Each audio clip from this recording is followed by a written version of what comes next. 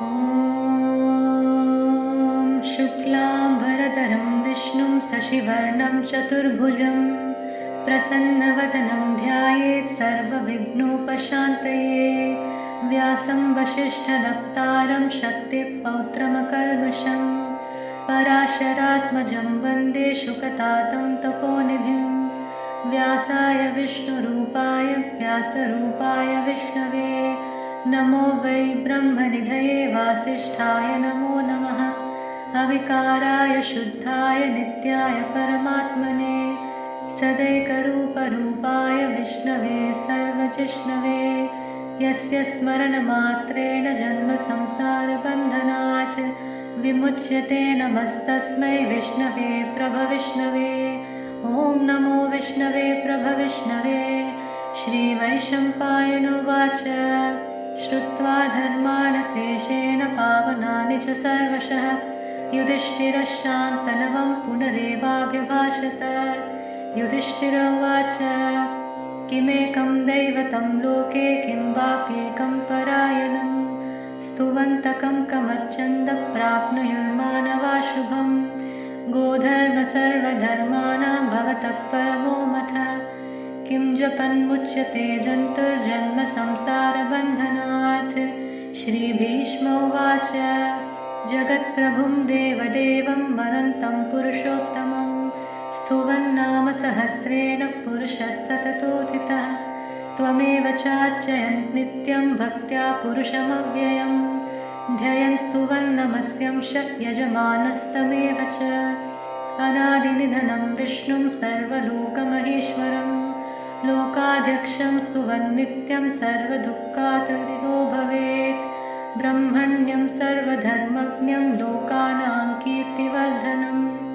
लोकनाथं महद्भूतं सर्वभूतभवोद्भवं। येष मे सर्वधर्माणां धर्मोऽधिकतमो मतः यद्भक्त्या पुण्डरीकाक्षं स्थवैरर्चेन्नरः परमं यो महत्तेजः परमं यो महत्तपः परमं यो महद्ब्रह्म परमं यपरायणं पवित्राणां पवित्रं यो मङ्गलानां च मङ्गलं दैवतं देवतानां च भूतानां यो व्ययः यतः सर्वाणि भूतानि भवन्त्यादियुगागमे यस्मिंश्च प्रलयं यान्ति पुनरेव युगक्षये तस्य लोकप्रधानस्य जगन्नाथस्य भूपते। विष्णोर्नाम सहस्रं मे शृणु पापभयापहं यानि नामानि गौणानि विख्यातानि महात्मनः ऋषिभिः परिगीतानि तानि वक्ष्यामि भूतये। ऋषिर्नाम्नां सहस्रस्य वेदव्यासो महामुनिः छन्दोनुष्टुप् तदा देवो भगवान् देवगीसुतः अमृतांशूद्भवो बीजं शक्तिर्देवकीनन्दनः त्रिशामाहृदयं तस्य शान्त्यर्थे विनियुज्यते। विष्णुं जिष्णुं महाविष्णुं प्रभविष्णुं महेश्वरम् अनेकरूपदैत्यान्तं नमामि पुरुषोत्तमम्। अस्य श्रीविष्णोर्दिव्यसहस्रनामस्तोत्रमहामन्त्रस्य श्रीवेदव्यासो भगवान् ऋषिः अनुष्टुप्छन्दः श्रीमहाविष्णुः परमात्मा श्रीमन्नारायणो देवता अमृतांशूद्भवो भानुरिति बीजं देवकीनन्दनसृष्टेति शक्तिः उद्भवः क्षोभणो देव इति परमो मन्त्रः शङ्खभृत्नन्दकी चक्रीति कीलकं शाङ्गधन्वा गदाधर इत्यस्त्रं रथाङ्गपाणि रक्षोभ्य इति नेत्रं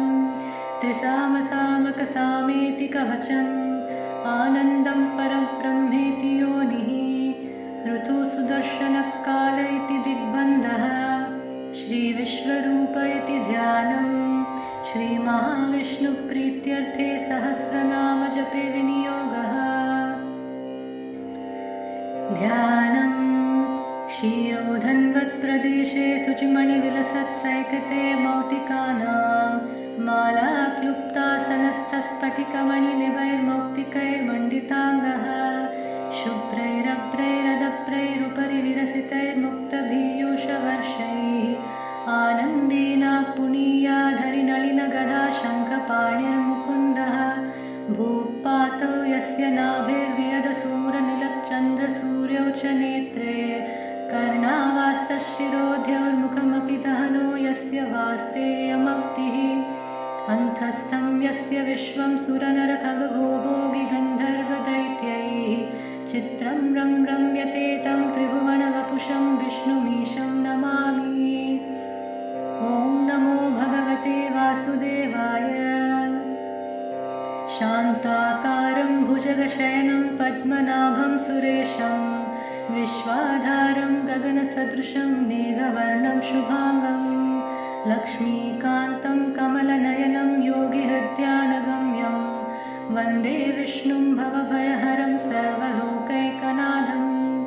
मेघश्यामं पीतकौशेयवासं श्रीवत्साङ्गं कौस्तुभोभासिताङ्गं पुण्योपेतं पुण्डरीकायदाक्षं विष्णुं वन्दे सर्वलोकैकनाथं नमः समस्तभूतानामादिभूताय भूभृते अनेकरूपरूपाय विष्णवे प्रभविष्णवे शशङ्खचक्रं सकिरीटकुण्डलं सपीतवस्त्रं सरसीरुहेक्षणं सहारवक्षस्थलशोभिकौस्तुभं नमामि विष्णुं शिरसा चतुर्भुजम् छायायां पारिजातस्य हेमसिंहासनोपरि आसीनमम्बुतश्यामं मायादाक्षमलङ्कृतं चन्द्राननं चतुर्बाहुं श्रीवत्साङ्कितवक्षसं रुक्मिणी सत्यभामाभ्यां सहितं कृष्णमाश्रये। ॐ विश्वं विष्णुर्वषत्कारो भूतभव्यभवत्प्रभुः भूतकृद्भूतभृद्भावो भूतात्मा भूतभावनः भूतात्मा परमात्मा च मुक्तानां परमागतिः अव्ययपुरुषः साक्षी क्षेत्रज्ञोऽक्षरो एव च योगो योगविधां नेता प्रधानः पुरुषेश्वरः नारसिंहवपुः श्रीमान् केशवः पुरुषोत्तमः सर्वशर्वशिवस्थाणुर्भूतातिर्निधिरव्ययः सम्भवो भावनो भर्ता प्रभवः प्रभुरीश्वरः स्वयंभूशम्भुरादित्यः पुष्कराक्षो महास्वनः अनादिनिधनो धाता विधातधातुरुत्तमः अप्रमेयो ऋषिकेशः पद्मनाभो मरप्रभुः विश्वकर्मा मनुस्वस्थास्थविष्टस्थविरो ध्रुवः अग्राह्यः शाश्वतः कृष्णो लोहिदाक्षप्रदर्दनः प्रभूतस्त्रिककुद्धाम पवित्रं मङ्गलं परम् ईशानः प्राणदः प्राणो ज्येष्ठश्रेष्ठः प्रजापतिः हिरण्यगर्भो भूगर्भो माधवो मधुसूदनः ईश्वरो विक्रमी तन्वी मेधावी विक्रमक्रमः अनुत्तमो दुरादर्शः कृतज्ञः कृतिरात्मवान् सुरेशः शरणं शर्म विश्वरेता प्रजाभवः अहत्संवत्सरो व्यालप्रत्ययः सर्वदर्शनः अजः सर्वेश्वरः सिद्धः सिद्धिसर्वाधिरच्युतः वृषागभिरमेयात्मा सर्वयोगविनिश्रुतः वसुर्वसुमनाः सत्यसमात्मः संमितः समः अमोघः पुण्डरीकाक्षो वृषकर्मा वृषाकृतिः रुद्रो बहुशिरा बभ्रुर्विश्वयोनिषुचिश्रवाः अमृतः शाश्वतस्थाणुर्वरारोहो महातपाः सर्वकः सर्वविद्भानुर्विक्ष्वक्सेनो जनार्दनः वेदो वेदविदव्यङ्गो वेदाङ्गो वेदवित्कविः लोकाध्यक्षः सुराध्यक्षो धर्माध्यक्षो कृतकृतः चतुरात्मा चतुर्व्यूहश्चतुर्थंश्चतुर्भुजः प्राजिष्णुर्भोजनं भोक्ता सहिष्णुर्जगतातिजः अनघो विजयो देता जिष्वयोनि पुनर्वसुः उपेन्द्रो वामनप्रांशुरमोघश्रुतिरुर्जितः अतीन्द्रसङ्ग्रहः सर्गो धृतात्मा नियमो यमः वेद्यो वैद्यः सदा योगी वीरः माधवो मधुः अतीन्द्रियो महामायो महोत्साहो महाबलः महाबुद्धिर्महावीर्यो महाशक्तिर्महाद्युतिः अनिर्देश्य बभुश्रीमानमेयात्मा महात्रिहृद् महेश्वासो महीभर्ता श्रीनिवासः सतां गतिः अनिरुद्धसुरानन्दो गोविन्दो गोविदाम्पतिः मरीचिर्तमनोहंसः सुपर्णो भुजगोत्तमः हिरण्यनाभस्तुतपा पद्मनाभप्रजापतिः अमृत्युः सर्वधृक्सिंहः सन्धाता सन्धिमां स्थिरः अजो दुर्मर्शनशास्ता विश्रुतात्मा सुरारिहा गुरुर्गुरुतमो धावः सत्यः सत्यपराक्रमः निमिषो निमिषश्रग्वी वाचस्पतिरुथारथीः अग्रणीर्ग्रामणी श्रीमान् न्यायो नेता समीरणः सहस्रमूर्धा विश्वात्मा सहस्राक्षः सहस्रपात् आवर्तनो निवृतात्मा संवृतः सम्प्रमर्दनः अहः संवर्तको वह्निरनिलोधरणीधरः सुप्रसादप्रसन्नात्मा विश्वभृग्विश्वभुक् विभुः सत्कर्ता सत्कृतः साधुर्जह्नुर्नारायणो नरः असङ्ख्येयो प्रमेयात्मा विशिष्टशिष्टकृच्छुचिः सिद्धार्थसिद्धसङ्कल्पः सिद्धिदः सिद्धिसाधनः वृषाही वृषभो विष्णुर्वृषपर्वा वृषोधरः वर्तनो वर्तमानक्ष विविक्तश्रुतिसागरः सुभुजो धुर्धरो वाग्मी महेन्द्रो वसुदो वसुः नैकरूपो बृहद्रूपः शिभिविष्टप्रकाशनः ओजस्तेजोद्युतिधरप्रकाशात्मा प्रतापनः रुद्धस्पष्टाक्षरो मन्त्रचन्द्रांशुर्भास्करद्युतिः अमृतांशूद्भवो भानुशशबिन्दुसुरेश्वरः औषधं जगतस्सेतु सत्यधर्मपराक्रमः भूतभव्यभवन्नाथः पावनः पावनो नरः कामः कामकृत्कान्तः कामकामप्रतप्रभुः युगाद्रिकृत्युगावर्तो नैकमायो महाशनः अदृश्यो व्यक्तरूपाश्च सहस्रजितनन्दजित् इष्टो विशिष्टशिष्टेष्टशिखण्डी नहर्षो वृषः क्रोधः क्रोधकृत्कर्ता विश्वबाहुर्महीधरः अच्युतप्रतितप्राणप्राणतो वासवानुजः अपाम्निधीरधिष्ठानमप्रमत्तप्रतिष्ठितः स्कन्दस्कन्दधरो दुर्यो वरदो वायुवाहनः वासुदेवो बृहद्भानुरादिदेवपुरन्दरः अशोकस्थारणस्तारः शूरः शौरिर्जनेश्वरः अनुकूलशतावर्तः पद्मी पद्मनिभीक्षणः पद्मनाभोरविन्दाक्षः पद्मगर्भशरीरभृत् महर्दिर्वृद्धो वृद्धात्मा महाक्षो गरुडध्वजः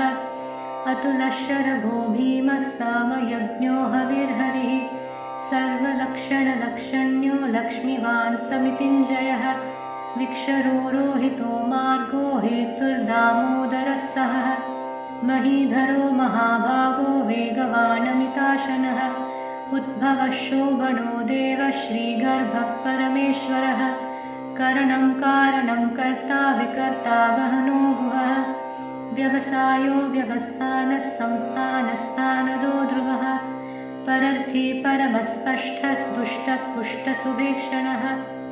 रामो विरामो विरतो मार्गो नेयो नयो नयः वीरशक्तिमतां श्रेष्ठो धर्मो धर्मवितुत्तमः वैकुण्ठः पुरुषः प्राणः प्राणधः प्रणवप्लुतः हिरण्यगर्भशत्रुघ्नो व्याप्तो वायुरथोक्षजः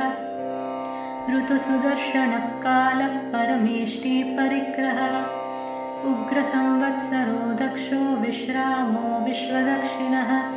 विस्तारस्थावरस्थाणुप्रमाणं बीजमव्ययम् अर्थोऽनर्थो महाकोशो महाभोगो महाधनः अनिर्विण्णसविष्ठोर्धर्मयूपो महामखः नक्षत्रनेमिर्नक्षत्री क्षमः क्षामसमीहनः यज्ञनिज्ञो मरीच्यश्च क्रतुसत्रं सतां गतिः सर्वदर्शी विमुक्तात्मा सर्वज्ञो ज्ञानमुत्तमम् सुव्रतः सुमुखः सूक्ष्मः सुकोशः सुखदः सुहृत् मनोहरोजितक्रोधो वीरबाहुर्विधारणः स्वापनस्ववशो व्यापी नैकात्मानैककर्मकृत् वत्सरो वत्सलो वत्सी रत्नगर्भोदनेश्वरः धर्मकृद्धर्मी सतसक्षरमक्षरम् अविज्ञाता सहस्रांशुर्विधाता कृतलक्षणः गपस्थिनेमि सत्तप्त सिंहो भूतमहेश्वरः आदिदेवो महादेवो देवेशो देवभृद्गुरुः उत्तरो गोपतिर्गोप्ता ज्ञानगम्यपुरातनः शरीरभूतभृद्भोक्ता कपीन्द्रो भूरिदक्षिणः सोमभोमृतपः सोमः पुरुजित्पुरुषोत्तमः विनयोजय सत्यसन्धो दाशर्ह सत्त्वतां पतिः जीवो विनयिता साक्षी मुकुन्दो मितविक्रमः अम्बोधिधीरनन्दात्मा महोदधिशयोऽन्तकः अजो महार्हस्वभाव्यो जिदामित्रप्रबोधनः आनन्दो नन्दनो नन्दः सत्यधर्मा त्रिविक्रमः महर्षि कपिलाचार्य कृतज्ञो मेति निपतिः त्रिपदत्रिदश्याद्याक्षो महाशृङ्गकृतान्तकृत् महावराहो गोविन्दसुषेणः कनकाङ्गणी गुह्यो गभीरो गहनो गुप्तश्चक्रगदाधरः वेधास्वाङ्गोजितकृष्णो दृढशङ्कर्षणोच्युतः वरुणो वारुणो वृक्षः पुष्कराक्षो महामनाः भगवान् भगहानन्दी वनमाली हलायुधः आदित्यो ज्योतिरादित्यः सहिष्णुर्गधिसात्तमः सुधन्वाखण्डपरशुर्दारुण्डो द्रविणप्रदः दिवस्पृक्सर्वदृग्व्यासो वाचस्पतिरयो निजः त्रिसामसामगस्साम निर्वाणं भेषजं विशक सन्न्यासकृचमशान्तो निष्ठा शान्तिपरायणम् शुभाङ्गः शान्तिदश्रष्टा कुमुदः कुवलेशयः गोहितो गोपतिर्गोप्ता वृषभाक्षो वृषप्रियः अनिवत्ति निवृतात्मा संक्षेप्ताक्षेमकृच्छिवः श्रीवत्सवक्षा श्रीवास श्रीपति श्रीमताम्बरः श्रीधः श्रीशः श्रीनिवास श्रीनिधि श्रीविभावनः श्रीधर श्रीकर श्रेय श्रीमान् लोकत्रयाश्रयः स्वक्षस्मङ्गशदानन्दो नन्दिर्ज्योतिर्गणेश्वरः विचितात्मा विधेयात्मा सत्कीर्तिश्चिन्नसंशयः उदीर्णः सर्वतच्चक्षुरणीशः शाश्वतस्थिरः भूषयो भूषणो भूतिर्विशोकः शोकनाशनः अर्चिष्मानर्चितः कुम्भो विशुद्धात्मा विशोधनः अनिरुद्धो प्रतिरतः प्रद्युम्नो मेतविक्रमः कालनेमिनिहावीरः शौरिर्शूरजनेश्वरः त्रिलोकात्मा त्रिलोकेशः केशवः केशिहा हरिः कामदेवः कामपालः कामीकान्तकृतागमः अनिर्देश्यवपुर्विष्णुर्वीरो नन्दो धनञ्जयः ब्रह्मण्यो ब्रह्मकृद्ब्रह्मा ब्रह्म ब्रह्मविवर्धनः ब्रह्मविद्ब्रह्मणो ब्रह्मी ब्रह्मज्ञो ब्राह्मणप्रियः महाक्रमो महाकर्मा महातेजा महोरगः महाक्रतुर्महायज्वा महायज्ञो महाहविः स्तव्यस्तवप्रियस्तोत्रं स्तुतिस्तोतार्णप्रियः पूर्णपुरायिता पुण्यकीर्तिरनामयः मनोजवस्तीर्थगरो वसुरेधवसुप्रदः वसुप्रदो वासुदेवो वसुर्वसुमनाहविः सद्गति सत्कृति सत्ता सद्भूति सत्परायणः शूरसेनो यजुश्रेष्ठः सन्निवाससुयामुनः भूतावासो वासुदेवो सर्वासु निलयो निलः दर्पः दर्पदो दृप्तो दुर्धरोधापराजितः विश्वमूर्तिर्महामूर्तिर्दीप्तमूर्तिरमूर्तिमान् अनेकमूर्तिरव्यक्तः शतमूर्तिशताननः एकोनैकसवः किं यतत्पदमनुत्तमम् लोकबन्धुर्लोकनाथो माधवो भक्तवत्सलः सुवर्णवर्णो हेमाङ्गो वराङ्गः सन्तनाङ्गतिः वीरः विषमशून्यो धृतशीरचलश्चलः अमानी मानधो मान्यो लोकस्वामी त्रिलोकधृक् सुमेधा मेधजो धन्यः सत्यमेधाधराधरः तेजो वृषोद्युधिधरः सर्वशस्त्रभृदम्बरः प्रग्रहो निग्रहो व्यग्रो नैकशृङ्गो गदाग्रजः चतुर्मूर्तिश्चतुर्बाहुश्चतुर्व्यूहश्चतुर्गतिः चतुरात्मा चतुर्भावश्चतुर्वेदविदेकपात् समावर्तो निवृतात्मा दुर्जयो दुरतिक्रमः दुर्लभो दुर्गमो दुर्गो दुरावासो दुरारिहा शुभाङ्गो लोकसारङ्गस्तुतन्तुस्तन्तुवर्धनः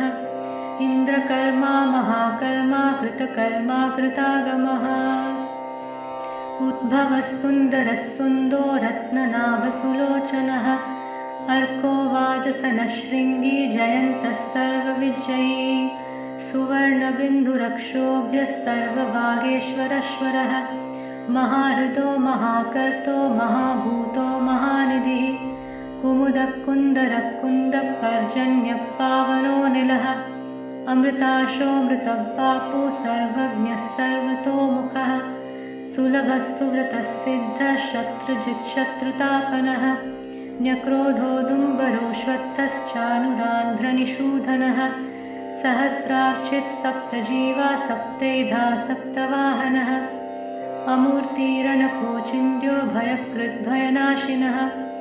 अनुर्बृहत्कृशस्थूलो गुणभृन्निर्गुणो महान् अधृतस्वधृतस्वास्य प्राग्वंशो वंशवर्धनः भारभृत्कथितो योगी योगीशः सर्वकामदः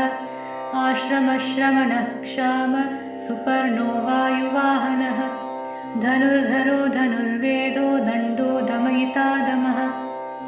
अपराजितसर्वसहो नियन्ता नियमो नमः सत्त्ववान् सात्विकः सत्यः सत्यधर्मपरायणः अभिप्रायप्रियार्होरः प्रियकृत्प्रीतिवर्धनः विहाय सा गतिर्ज्योतिर्सुरुचिर्हुतभुग्विभुः रविर्विरोचनः सूर्यः सवितारविलोचनः अनन्तो हुतभुग्भोक्ता सुखदो नैकजोग्रजः अनिर्विण्णः सदामर्षि लोकाधिष्ठानमद्भुतः सनातनतमः कपिलः कपिरव्ययः स्वस्तिदः स्वस्तिकृत् स्वस्ति स्वस्तिभुक् स्वस्ति दक्षिणः अरौद्रकुण्डलीचक्री विक्रम्यूर्जितशासनः शब्दातिकः शब्दसः शिशिरः सर्वरीकरः अक्रूरपेशलो दक्षो दक्षिणक्षमिणाम्बरः विद्वत्तमो वीतभयः पुण्यश्रवणकीर्तनः उत्तारणो दुष्कृतः पुण्यो दुःस्वप्ननाशनः वीरः रक्षणः सन्दो जीवनपर्यवस्थितः अनन्तरूपोऽनन्तश्रीर्जितमन्युर्भयापहः चतुरश्रो गभीरात्मा विधिशो व्याधिशो दिशः अनादिर्भूर्भुवो लक्ष्मी सुवीरो रुचिराङ्गदः जननो जनजन्मादिर्भीमो भीमपराक्रमः आधारनिलयो धाता पुष्पहासप्रजागरः ऊर्ध्वगस्सत्पथाचारः प्राणदः प्रणवप्रणः प्रमाणं प्राणनिलयः प्राणभृत्प्राणजीवनः तत्त्वं तत्त्वविदेकात्मा जन्ममृत्युजरातिगः भूर्भुवस्वस्तरुस्थारः सविता प्रपितामहः यज्ञो यज्ञपतिर्यज्वा यज्ञाङ्ग्यो यज्ञवाहनः यज्ञभृत्यज्ञकृत्यग्नि यज्ञभुत्यज्ञसाधनः यज्ञान्तकृत्यज्ञगुह्यः मन्नमन्नाद एव च आत्मयोनि स्वयं जातो वैखानः सामगायनः देवकीनन्दनसृष्टाक्षिदीशः पापनाशनः शङ्खभृन्नन्दकी चक्री शार्ङ्गधन्वागदाधरः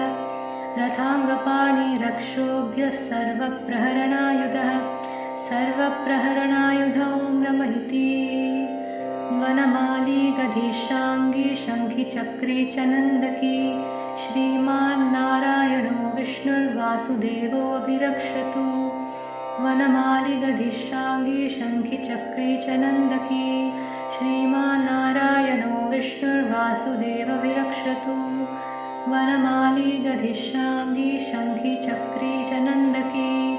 श्रीमान्नारायणो विष्णुर्वासुदेवविरक्षतु इति तं कीर्तनीयस्य केशवस्य महात्मनः नाम्नां सहस्रं दिव्यानाम् अशेषेण प्रकीर्तितं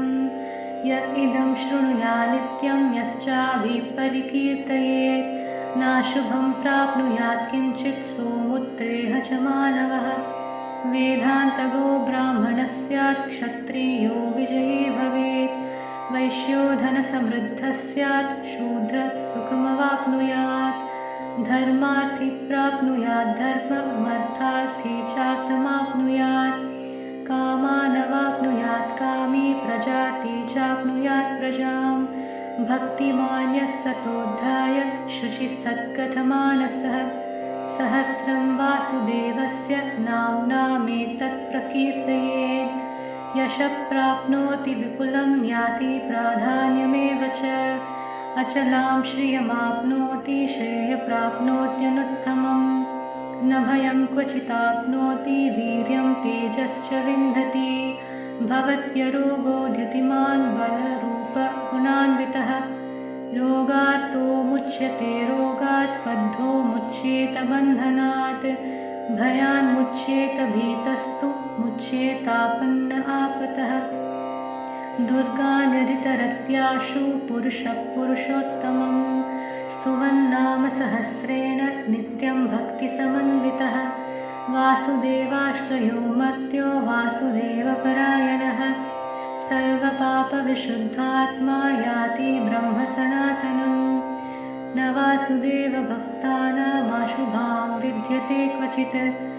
जन्ममृत्युजराव्याधिभयं नैवोपजायते इमं स्तवमधीयानः श्रद्धा भक्तिसमन्वितः युज्येतात्मा सुखक्षान्ति श्रीधृतिस्मृतिकीर्तिभिः न क्रोधो न च मात्सर्यं न लोभो नाशुभापतिः भवन्ति कृतपुण्यानां भक्तानां पुरुषोत्तमे द्यौसचन्द्रार्कनक्षत्राकं दिशो भूर्महोदधिः वासुदेवस्य वीर्येण विधृतानि महात्मनः ससुरासुरगन्धर्वं स यक्षोरकरक्षकं जगद्वसे वर्तते तं कृष्णस्य सचराचरम् इन्द्रियाणि मनोबुद्धिसत्त्वं तेजो बलं धृतिः वासुदेवात्मकान्याहुः क्षेत्रं क्षेत्रज्ञ एव च सर्वाकमानामाचारप्रथमं परिकल्पते आचारप्रभवो धर्मो धर्मस्य प्रभुरच्युतः ऋषयः पितरो देवा महाभूतानि दातवः जङ्गमाजङ्गमं चेदं जगन्नारायणोद्भवम् योगो ज्ञानं तथा संख्यं विद्या शिल्पादिकर्म च वेदाशास्त्राणि विज्ञानमेतत् सर्वं जनार्दनात् एको विष्णुर्महद्भूतं पृथक् भूतान्यनेकशः त्रीन् लोकान् व्याप्य भूतात्मा भुङ्क्ते विश्वभुवव्ययः इमं स्तवं भगवतो विष्णोर्व्यासेन कीर्तितं पठेत्य इच्छेत् पुरुषः श्रेयः प्राप्तुं सुखानि च विश्वेश्वरमजं देवं जगदप्रभुमव्ययं भजन्ति ये पुष्कराक्षं न धेयान्ति पराभवम् ॐ नमः इति अर्जुन उवाच पद्मपत्रविशालाक्षः पद्मनाभसुरोत्तमा भक्तानामनुरक्तानां त्राता भव जनार्दना श्रीभगवानुवाच यो मां नाम सहस्रेण स्तोतुमिच्छति पाण्डवा सोऽहमेकेन श्लोकेन स्तुत एव न संशयो नमः इति व्यास उवाच वासनाद्वासुदेवस्य वासितां भुवनत्रयं सर्वभूतनिवासोऽसि वासुदेव नमोऽस्तु ते वासुदेव नमोऽस्तु ते ॐ नमः इति पार्वत्युवाच केनोपायेन लघुना नामसहस्रकं पठ्यते पण्डितैर्नित्यं श्रोतुमिच्छाम्यहं प्रभो। ईश्वरोवाच श्रीराम राम रामेति रमे रामे मनोरमे सहस्रनाम तत्तुल्यं रामनामवरानने।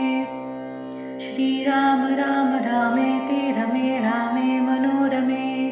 सहस्रनाम तत्तुल्यं रामनामवरानने। श्रीराम राम रामेति रमे रामे मनोरमे सहस्रनाम तत्तुल्यं रामनामवरानने।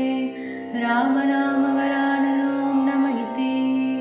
ब्रह्मोवाच नमोऽस्वनन्ताय सहस्रमूर्तये सहस्रपादाक्षिशिरोरुबाहवे सहस्रनाम्ने पुरुषाय शाश्वते सहस्रकोटियुगधारिणे नमः। सहस्रकोटियुगधारिणे नमो नम इति। सञ्जय उवाच यत्र योगेश्वरः कृष्णो यत्र पार्थो धनुर्धरः तत्र श्रीविजयो भूतिर्ध्रुवा नीतिर्मतिर्मम। श्रीभगवानुवाच अनन्याश्चिन्तयन्तो मां ये जनाः पर्युपासते तेषामित्याभियुक्तानां योगक्षेमं वहाम्यहम्। परित्राणाय साधूनां विनाशाय च दुष्कृतां धर्मसंस्थापनार्थाय सम्भवामि युगे युगे। आर्ता विषण्णा शिथिलाश्च भीता घोरेषु च व्याधिषु वर्तमानाः संकीर्त्य नारायणशब्दमात्रं विमुक्तदुःखा सुखिनो भवन्तु। कायेन वाचा मनसेन्द्रियैर्वा बुद्ध्यात्मना वा प्रकृते स्वभावात् करोमि यद्यत् सकलं परस्मै नारायणाय